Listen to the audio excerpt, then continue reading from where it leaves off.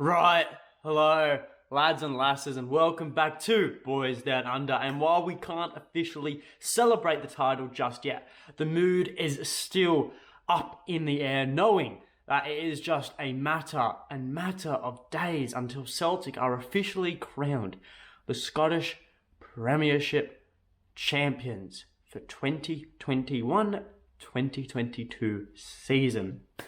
But today we're just going to go around the news, a really relaxed, chilled video, because why not?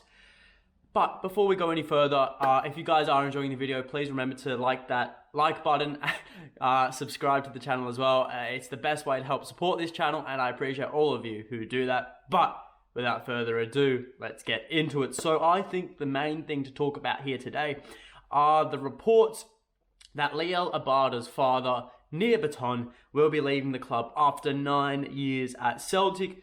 Now, Neerbaton, he arrived in the 2013 season, in 2013, from Israeli club Ashdod as a 20-year-old central defensive midfielder. Now, while Baton has never been guaranteed as a starter during this 9-year tenure, he certainly has been Mr. Reliable. Just not at centre-back. Well, Neer has still developed into a leader at Celtic, the longest-serving player at the club. He served as a mentor for Liel Abada this year. This season, he's even captained Celtic on numerous occasions, especially when Callum McGregor missed a couple games due to his facial fracture. And yeah, he's just been extremely reliable, and you can't buy that type of experience. And back to the Liel Abada situation, you know, he has served as a mentor throughout the season. It's been an open mentorship, you know, like, he hasn't been saying that's been secretive, you know, it's the media knows about it, they've posted photos about it.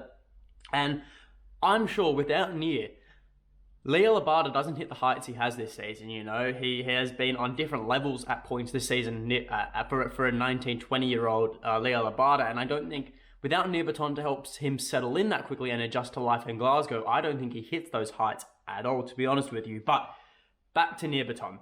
And where is he going? Because he is contracted to Celtic until the 2023-24 season. And an Instagram story captioned, "It has been a hell of a journey," has been interpreted by many as a goodbye message. I interpret that as well, to be honest with you. And also this has been added on to with numerous reports from Israeli media companies that Neer is looking for a return home into which the country he started his career at. Now, the club being thrown around and being talked about is Maccabi Tel Aviv, who sit third in the Israeli league. Funny enough, the Israeli league also do a split at the end of the season, so it shouldn't be too different from Scotland.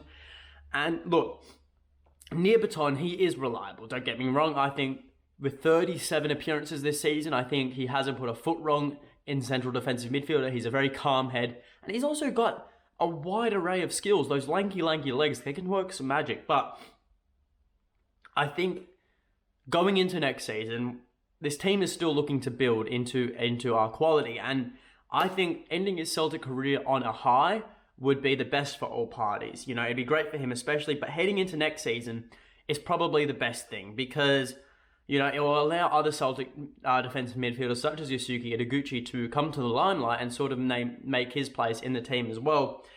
He's also much younger, Yusuke, and we'll get many more years out of him, whereas Neerbaton, he's heading into those later years of his career.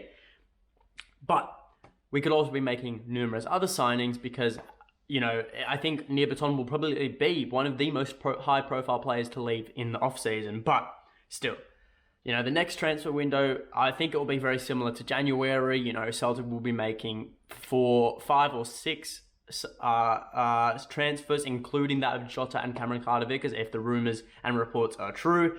But there will also be a few departures. Neerbaton seems to be one of them. I also expect to see players such as Sorrow, Ayeti, James McCarthy, Mikey Johnson, all to make way at the club. But we'll focus on that when the time comes around. Now, as the days count down to Celtic's clash at Tannadice at Dundee United, it is an opportunity for things to come full circle. Last year, we officially lost the title at Tannadice. I don't want to remind you guys, but we have to for this segment. Now, we have the opportunity to win it there as well. And look, I know you guys love how Australia reacts videos. I know you guys love to see how Celtic is perceived down here, especially with Ange.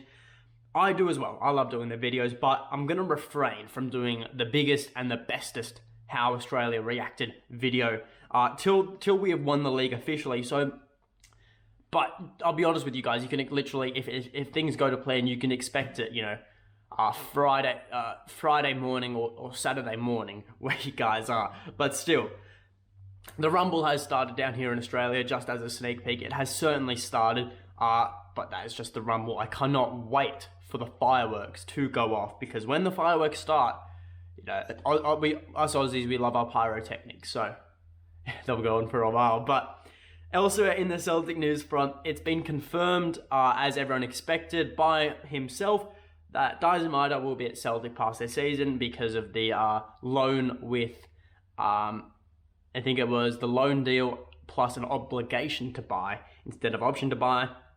And next season, I cannot wait for what the Japanese boys will bring. You know, they've all played a full season and a half now of football. You know, they had 6 months in Japan, of football in Japan. They come over here, they play a full season now. So that's practically a season and a half of football without any lengthy breaks, unless, you know, we consider Kyogo's injury. But throughout the whole time, he was doing rehab. So look, I'm very excited, because we've seen how damaging they will be at this. They've all been this season. You know, Kyogo, top goal scorer, says it all. He has scored some absolutely impeccable goals for Celtic, and some crucial goals for Celtic as well in Europe, in the league, in the cups. Dyson Maeda, he doesn't have an off button. You know, we could say that Dyson Maeda is the embodiment, the human, living, breathing embodiment of we never stop, because he bloody well never stops. And Rio Atate has provided some moments of the season so far this year against Hearts, against Rangers.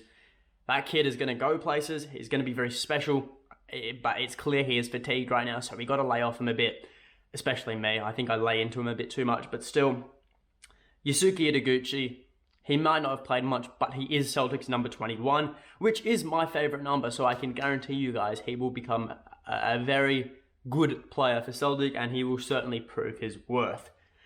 And last, but certainly not least, some news from my home country here in Australia, where it all started for Ange, South Melbourne Hellers, currently sitting first in NPL Victoria, which for you guys in the UK, I don't really know what the equivalent is, but Victoria is a state here in Australia, and so it's a state league. It's not the official Australian A-League, but it's the level underneath it, and they currently sit first in that. There is no promotion yet, but that's expected to come in the next few seasons. But yeah, no. So they're sitting first in their respective state, the highest competition in the state. You know, and they have offered, they've given an offer that free tickets to any person who rocks up to their game this Friday night wearing a Celtic jersey. They will be given free entry to the match. Now, as I'm sure most of you are aware, this is where Ange Postecoglou played. He was coached by Ferenc Puskas, and he managed South Melbourne Hellers as well to multiple NSL titles, and also in Europe.